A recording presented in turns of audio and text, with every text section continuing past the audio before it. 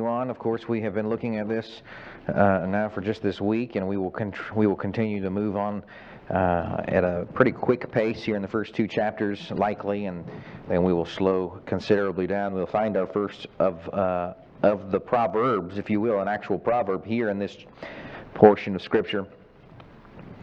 If we were to start in verse number 10 tonight, we'll read all the way down to verse number 19. I'd encourage you, I want you to read this out loud with me. We might begin to do this a little bit, okay? Not the whole thing, but at least chapter number 1, verse number 10. We'll read it together in just a few moments. So I want you to be thinking about that, because as we go through this, there's something about repeating things. There's a reason why teachers do that in the earlier grades, and they have them repeat stuff over and over and over again, because then you remember it. And there's a reason why the Proverbs is written. One of the great things about a proverb is that it encapsulates an idea and a thought succinctly in a way that can be remembered. And so I want you to be tracking to that end. Before we read this, I want you to be thinking about this question. What if the greatest danger in your life wasn't obvious?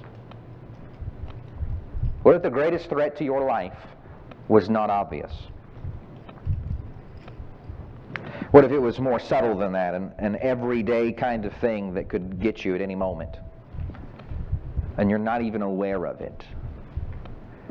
If you were to have that a warning, wouldn't you be more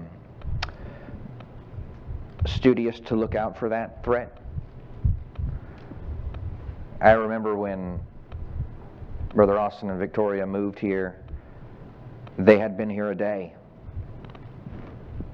And Austin was in his office getting it situated, and Miss Victoria was out there pulling weeds in the flower beds. You know, they didn't have children at the time, and then I think she had been out there for 5 minutes.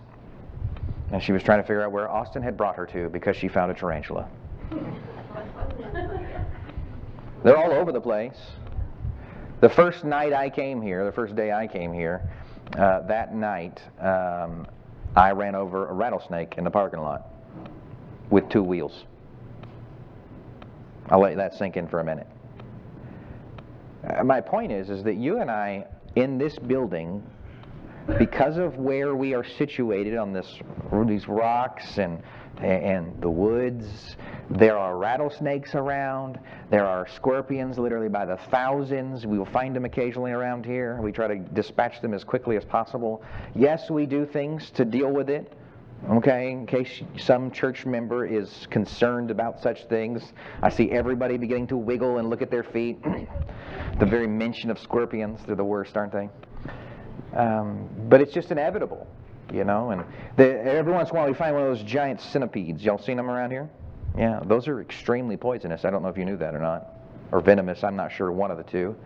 And it's not going to hurt big people like me and you, but the littles, it could really get them, quite frankly. What if the dangerous things, now everybody's like, wait a second, maybe we should just go home. This place is dangerous. No, the reality is everywhere is dangerous, and we are accustomed to the danger. We're accustomed to it. You drove over here and you were not even terrified of all those people on the road. Not really, because you drove. But it's a terrifying place to be. We're accustomed to the danger. What if the greatest danger in our life wasn't all the fears we have? Are you listening?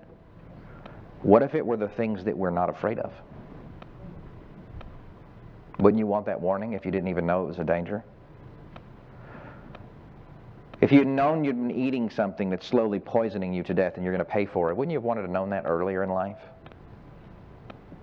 If you're exposing yourself that was slowly killing you, wouldn't you want to know that earlier in your life so that you might not be able to be destroyed by it?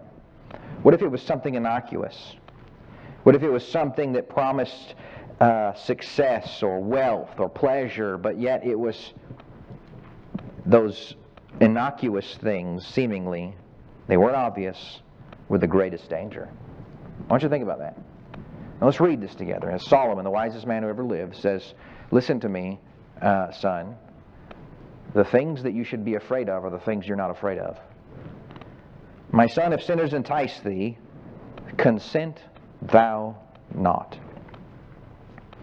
If they say, "Come with us," let us lay wait for blood. Let us lurk privately for the innocent without cause.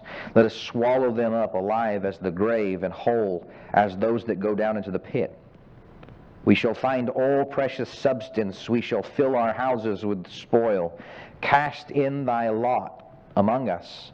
Let us all have one purse. My son, walk not thou in the way with them. Refrain thy foot from their path. For their feet run to evil and make haste to shed blood. Surely in vain, this is our first proverb, by the way, surely in vain the net is spread in the sight of any bird. And they lay wait for their own blood. They lurk privately for their own lives.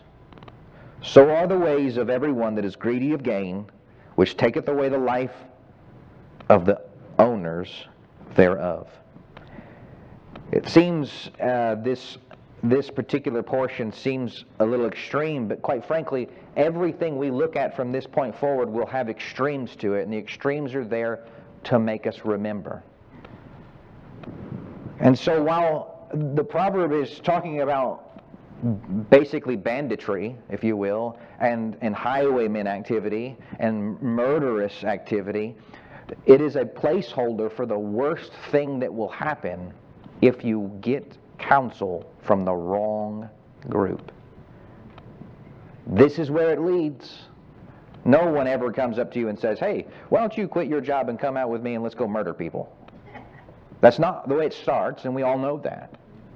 But that is where it ends. As we look at this tonight, I want you to be looking at a few things. Let's read this together. I want you to read this out loud. Verse number 10, you ready? My son, y'all not ready? My son, if sinners entice thee, consent thou not. You need to know that. If sinners entice thee, consent thou not. The beginning, the first warning out of the gate here is, if you are being enticed by sinners, do not consent to that. He is appealing here. The sinner's appeal is given to us very clearly here in verse number 11, 12, and 13. If they say, "Come with us, let us lay wait for blood. Let us lurk privately for the innocent without cause. Let us swallow them up alive as the grave, and whole as those that go down into the pit. We shall find all precious substance. We shall fill our houses with spoil." He's promising them what seemingly looks like easy success, wealth, and pleasure. Quite frankly, that's what he's promising the sinners, if you will. They're promising Solomon's son, and this is the hypothetical situation. He says, "Listen, what they're promising you is fun. They're promising you easy wealth and easy pleasure." And by the way, if there's a get-rich-quick scheme, don't do it. That's not God's way. They're promising you that it'll all be fine. You just come with us and it'll be great. And they promise gain through sinful acts. That's what they promise. Gain through sinful acts. Often appealing to the greed and selfish ambitions of people. Listen, I think that the internet's a great thing, and it's a great tool for many things. It's a great evil as much as it is a great tool. You need to know how to use it and wield it wisely. But you'll get on. I'll get on YouTube on a regular basis, pretty semi-regular, to learn how to do something or fix something or solve some problem. There's tons of people doing gardening videos and fix something in your house videos and all those kind of things. And occasionally I need to know how to put something back together I took apart and didn't pay attention to how I took it apart. And so I'll do that. But the problem with YouTube is the same problem with TV, is you can't control the ads. You know what I've noticed of late? You know what I've noticed about the ads? They appear to be all AI generated, to be honest with you. But it's all about, like, the government wants to give you more money. You just need to sign up for this thing and click this link and go. And I wonder how many people, obviously people fall for it, because they wouldn't be so many of those. So many of them. I can almost quote some of them. And why do people want to run after that? Because it's easy money quickly. Or seemingly. Just as years ago, and I hate to be too political, but you understand that politics and religion go together. You cannot separate them, or you're not doing either one of them right. Years ago, of course, they decided to steal money from law-abiding, tax-paying citizens and give it away to other people. That's called theft. They called it stimulus checks, but the Bible calls it theft. I want you to understand. That's called theft.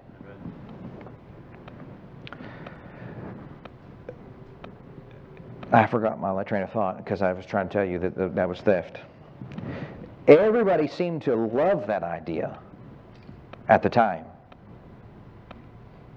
But the reality is we are paying a high cost, because a lot of the inflationary things that we're looking at today are a direct result of that kind of spending. Spending money that they can't make, by the way. They have to take from you. Oh, trust me, you'd have been better off without it, because you've spent way more money than what you got. But we fall into those things because if sinners entice thee, what are they enticing us with? Fast enjoyment, quick pleasure, and quick gain. They entice with that. That's their appeal, but the danger to their companionship, listen, let's turn to Psalms chapter number 1 for just a moment. The danger of their companionship is found very clearly. They are going to destroy us. If you'll turn with me to Psalms chapter number 1, it warns us not to walk in there. Blessed is the man that walketh not in the counsel of the ungodly, nor standeth in the way of sinners, nor sitteth in the seat of scornful, because they will be judged. The Lord knoweth the way of the right. Look, the ungodly are not so, but are like the chaff which the wind driveth away. In verse number 4, they will be destroyed. They're of no value. Verse number 5, therefore the ungodly shall not stand in the day of judgment. They will not stand in judgment, nor sinners in the congregation of the righteous. You see, their end is destruction. You'll find over and over again this idea in Scripture. Turn me to 1 Corinthians chapter 15. We'll be, if we're going to be in Proverbs for any length of time, you're going to have to start learning to flip the pages, because the principles are found all through Scripture. In 1 Corinthians 15, verse number 33, I want you to see this for a second. 1 Corinthians 15:33, be not deceived. You there yet? 1 Corinthians 15:33? Okay, I'm going to try my best to get you in a good bedtime, but you got to turn fast. 1 Corinthians 15:33, be not deceived. Be not deceived. By the way, if the Bible says be not deceived, there's a good chance that you would be deceived if you weren't warned. Or it wouldn't be here. Be not deceived. Evil communications corrupt good manners.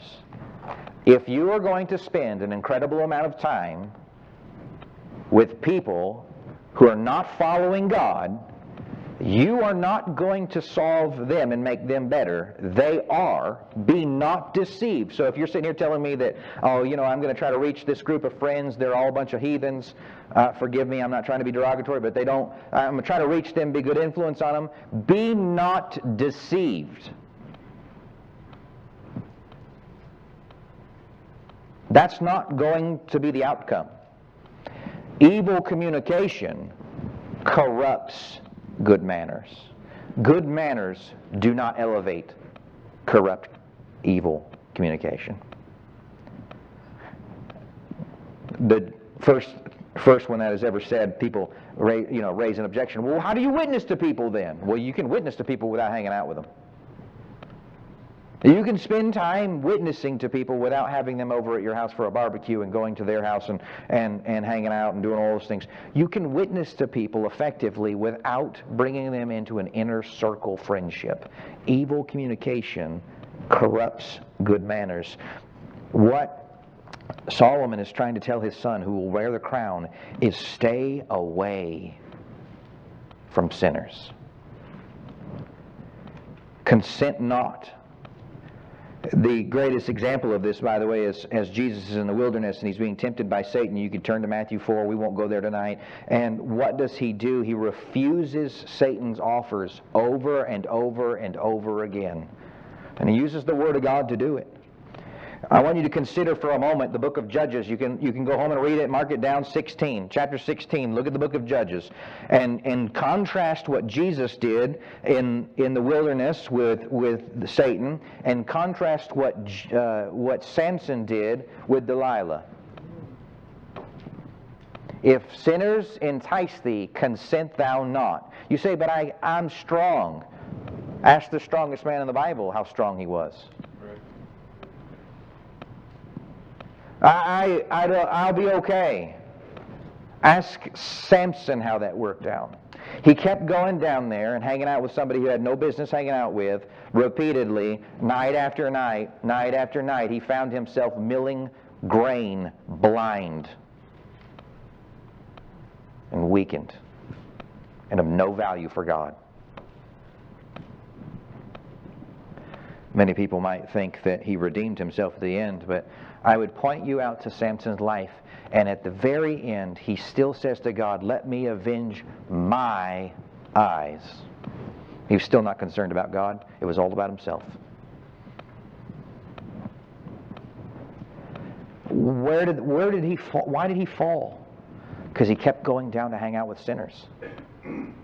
It started with his first wife when he went down to Timnath, and it continued on. He just could not stay away from sinners, and they became his friends, and they pulled him away and destroyed him.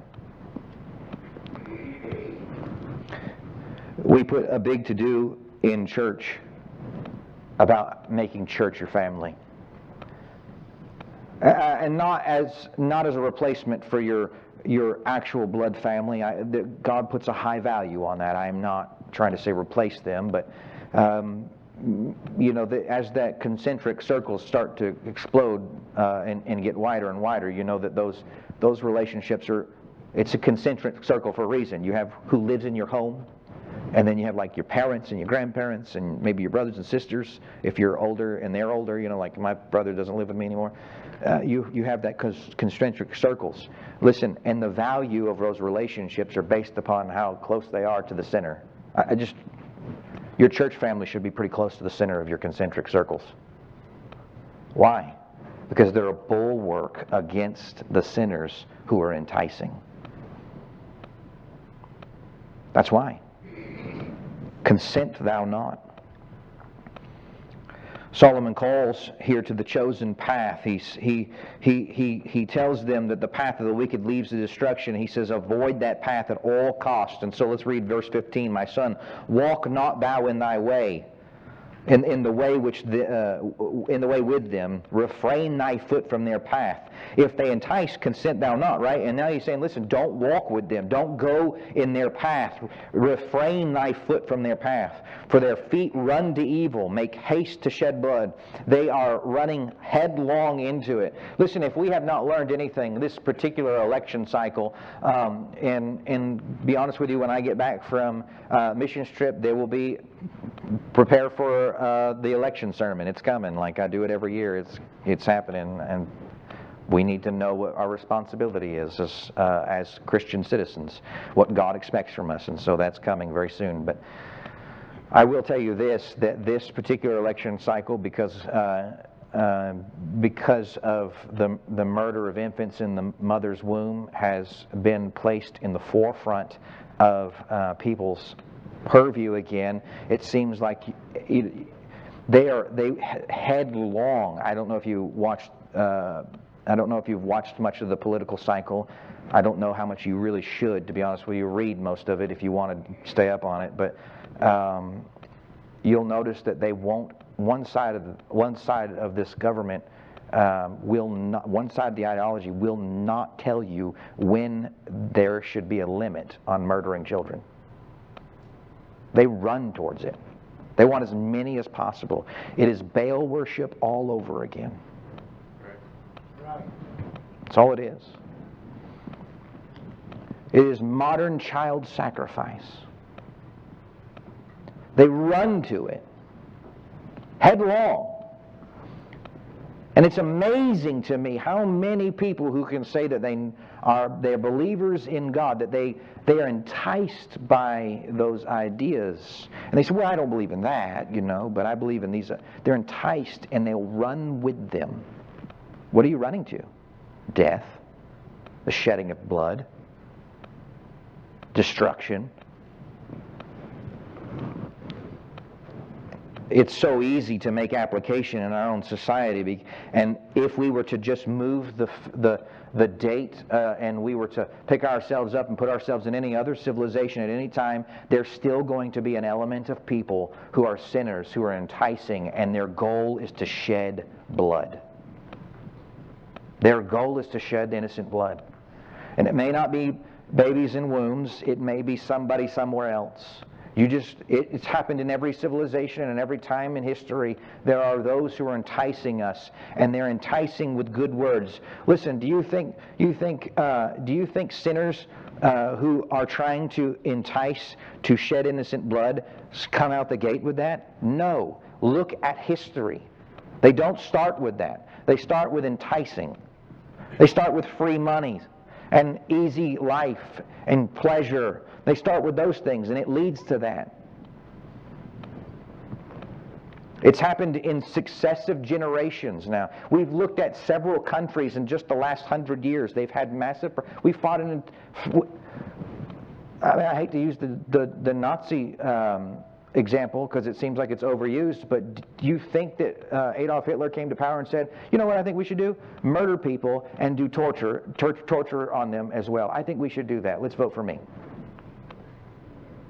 No, he promised to fix their massive inflation problem and make them go back to a life of ease. If sinners entice thee, consent thou not. And I point that out because they're big, they're in our face, we can see them, but listen, it's in your daily life that you have to be worried about it. It's the people who work with you, the people who live next to you. These people have more influence on you, quite frankly, than anybody else. And we must be careful not to be leading our ways down. Their path leads to destruction. Verse number 18 tells us, and they lay wait for their own blood. They lay wait for their own blood. What Solomon is telling us is this. They don't even realize it. But they're going to be hung by the gallows they're building. Oh, they may hang many people before they get to it, but eventually it will be them. You see, they will be destroyed by their own system of belief. Don't follow them. They don't even realize that they're headed their way to their own destruction. And you can see it over and over again. You can see how King Saul, he allowed his jealousy and he allowed his pursuit of David to lead him down a path where he himself was killed. Destruction. You can find this example regularly over and over again, how that it's deceptive. The people, it seems attractive, and the people who are in it believe that it's attractive, and it's blinding people to the consequences of what would take place. Verse number 19, I want to look at something real fast. In verse number, I lost it. Where did it go? The bird in the net. Oh, verse number 17. Surely in vain the net is spread in the sight of any bird, and they lay wait for their own blood.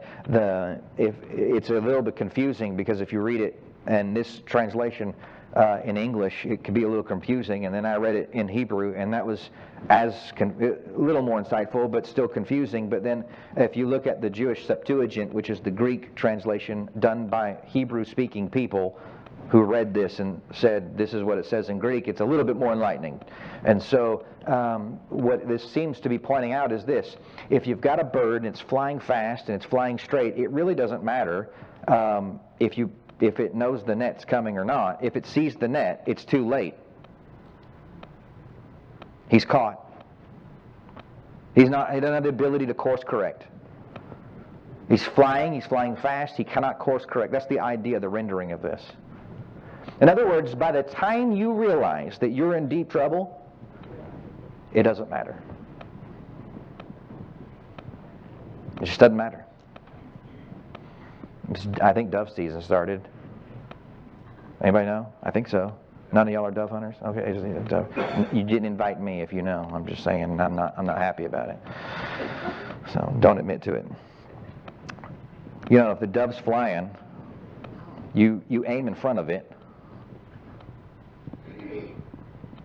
and there's nothing the dove can do about it.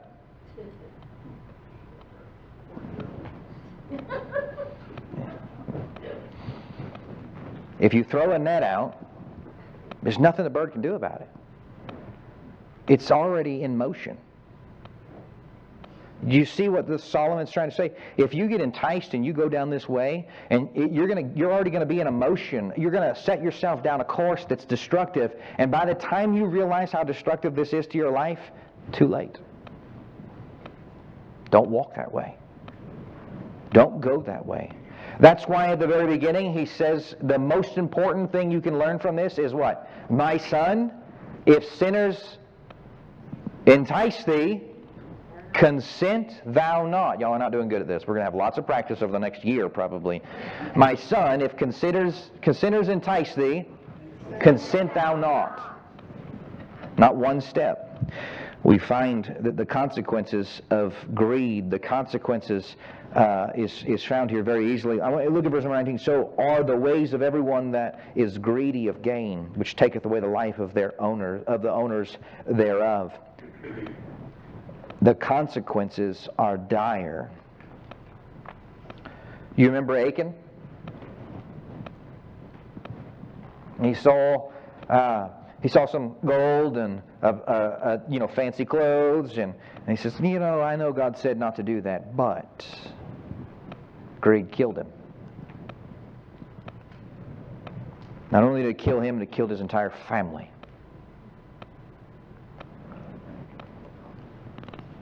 You see, there's some practical things that I want you to take away, some things that I want you to write down. If you've got space to write these things down, write these things down.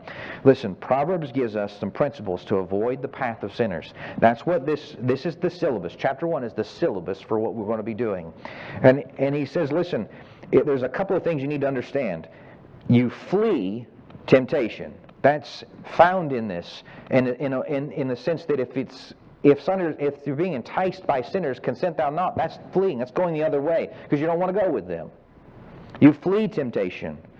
You remember Genesis 39? What did Joseph do when he was tempted with Potiphar's wife? He said, hey, wait a second, man, that's not going to work out for you. No, he got out of there as fast as he could. You flee the temptation.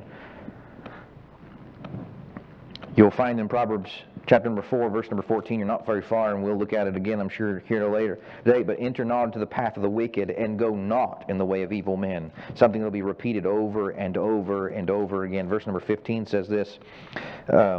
Next page. Avoid it, pass not by it, turn from it, and pass away. The idea of fleeing away from it. Don't even get close to it. It's not worth it. We're to guard our hearts. Proverbs 4:23. It says this, then shalt thou walk in... I'm sorry, that's Proverbs 3. Proverbs 4:23. Keep thy heart with all diligence, for out of it are the issues of life. Remember I said, what if the small things are what are going to get you? They are. Keep your heart with all diligence. It's interesting because when you look at the pervasive evil of this world, I mean, it's everywhere. You'll notice that most of the arguments used to promote evil are emotional. Guard the heart. Guard the heart. We flee temptation. We guard the heart. We seek God's strength. There, 1 Corinthians 10:13. You can write this down. It says that there is no temptation that. I'm going to read it. I want to read it for you. 1 Corinthians. I had it and then I lost it. That doesn't happen to anybody else, does it?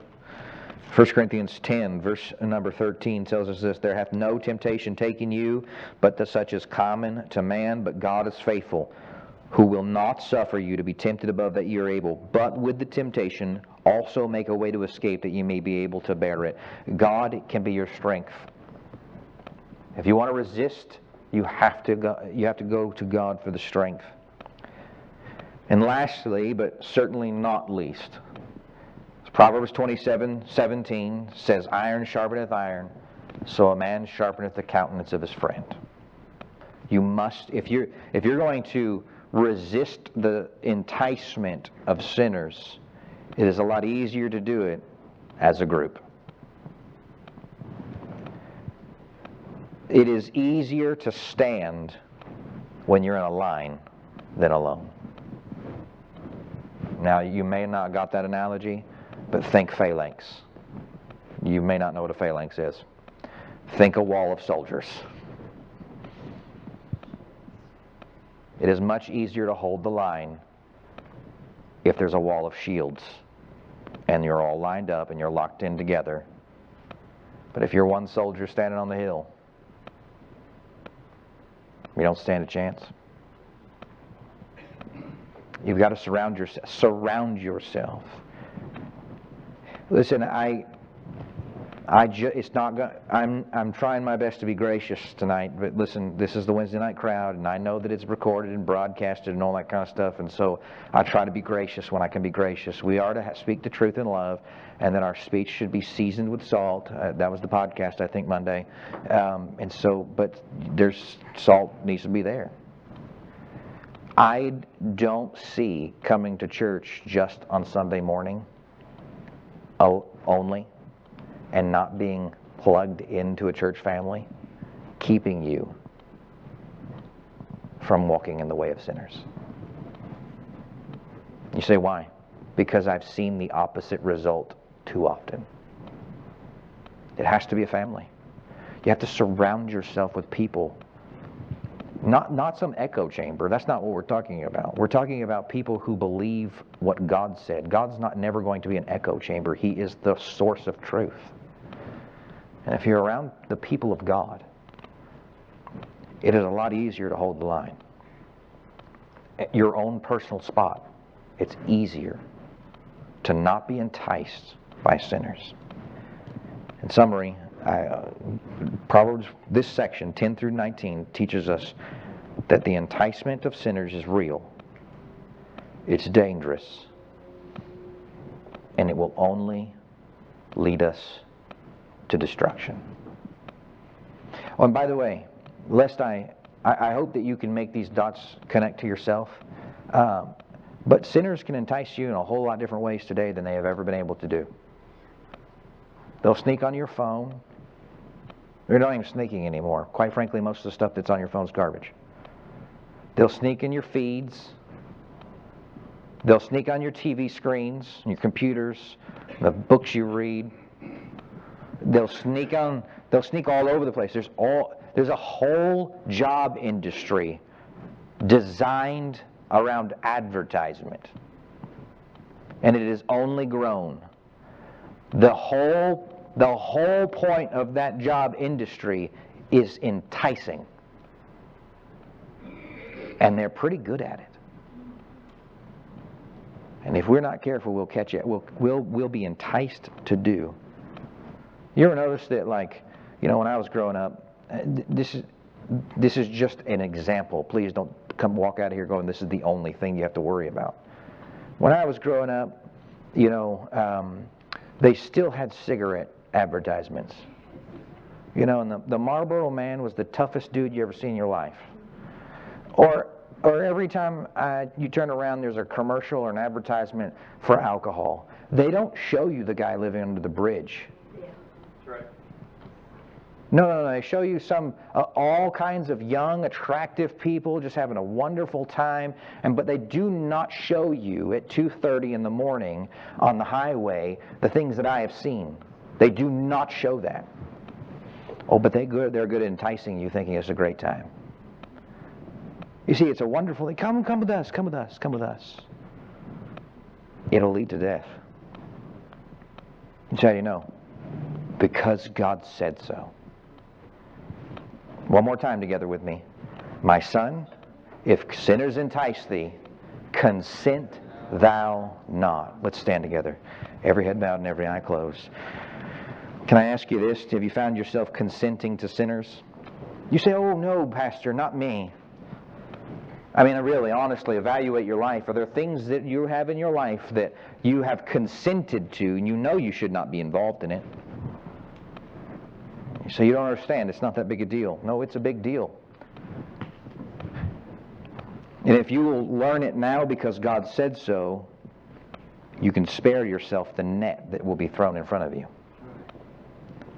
If you wait till you come to it on your own, it'll be too late. The net will have been cast. Is there some area in your life you're consenting to sinners? You're allowing them to have voices in your head? Are you letting them alter your thoughts and behaviors and actions? Or are you a Samson or a Joseph? I always envisioned Joseph as kind of a skinny guy. I don't know why. And Samson, and you always envision him as, a superhero. Joseph was strong, and Samson was weak. Because he knew how not to consent. If God spoke to you tonight, would you come do business with the Lord? The piano's going to play. And why don't you spend some time with God?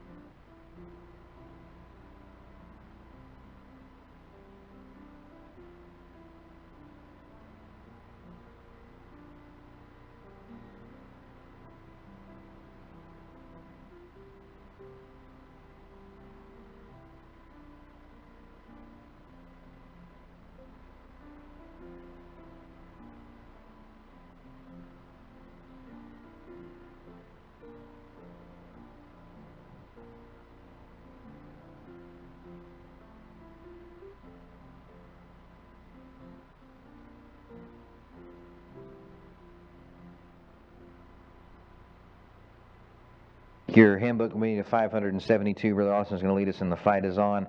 At the end of Proverbs, we'll be looking at the last of this chapter Sunday night. At the end of it, it says, But whosoever hearkeneth unto me shall dwell safely, and shall be quiet from the fear of evil. Not that we won't be around it or we won't see some consequence, but you won't have to fear it ever because you've listened to the Lord. Isn't that wonderful? We'll be looking at that Sunday night. One more time before we leave. If sinners entice thee, consent thou not. I hope that you remember that. You didn't know you were coming for a Bible memory. Proverbs chapter number 1. Did anybody know the verse? 10. Proverbs 1:10. My son, if sinners entice thee, consent thou not. 572. 572, let's sing that first verse. The fight is on, the trumpet sound is ringing out, the call to arms is heard afar and near. The Lord of hosts is marching on to victory, the triumph of the Christ will soon appear. The fight is on, O Christian soldier, and face to face in stern array. With armor gleaming and color streaming, the right and wrong engage today. The fight is on, but be not weary. Be strong and in His might hold fast. If God be for us, His banner o'er us, we'll sing the victor's song at last. Let's pray together. Father in heaven, we're thankful for the time that we've been able to gather around your word and around worship for you. And Lord, I pray that tonight you truly were lifted up in the hearts and minds of each person here. Lord, as we seek wisdom, again I ask that you'd give it to us. Help us not to consent to sinners, as they definitely will entice. We ask these things in Christ's name. Amen.